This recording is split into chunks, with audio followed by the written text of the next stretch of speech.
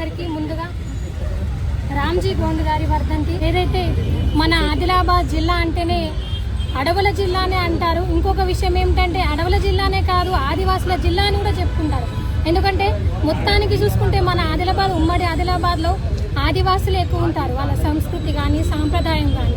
అలాంటి ఈ జిల్లాకు చెందిన మన రామ్జీ గోండ్ గారు మన భారతదేశ స్వాతంత్ర సమరంలో కూడా ఆయన పాత్ర ఎంతో ముఖ్యంగా ఉంది. అలానే కాకుండా ఆయన ధైర్య సాహసాలు చూసుకుంటే 1000 మందిని ఒకేసారి ఉరితీసినా కూడా ఎక్కడా కూడా అధైర్యపడని మన ఆదిలాబాద్ జిల్లా.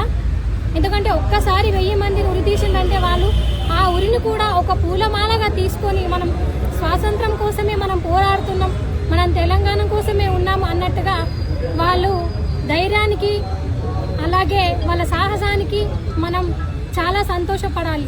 అలాగే వాళ్ళు ఏవైతే నేర్పిండ్రో వాళ్ళ యొక్క అడుగుజాడల్లో వాళ్ళ నడవడికలో మనం కూడా ముందుండి కేవలం వర్ధంతి జయంతులు జరుపుకోవడమే కాకుండా మనం కూడా అలానే ఏది ఏమైనా కూడా ధైర్య సాహసాలతోని మనం నిలబడి ఉండాలని ప్రతి ఒక్క సమస్యకి.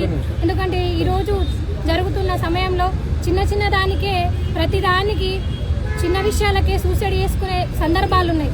అలాంటి కాకుండా మన జీవితంలో ప్రతి ఒక్క సమస్యని ఎదుర్కొనాలంటే మన స్వాతంత్ర సమరయోధుల్ని ఒక్కసారి మనం ఎగ్జాంపుల్ తీసుకుంటే తెలుస్తున్నది.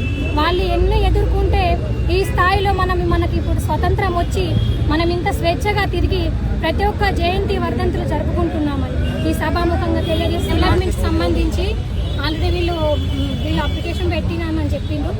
మిగతా ప్రాసెస్ ఏదైతే ఉందో శాంక్షన్ అయింది అంటున్నారు. దాన్ని కూడా నేను చూసి మిగతా ఏదైతే ఉందో ఆ స్టెప్స్ కానీ ఇంకేవైనా కూడా మేము తప్పకుండా మేము చూసుకుంటాం. షెడ్ కానీ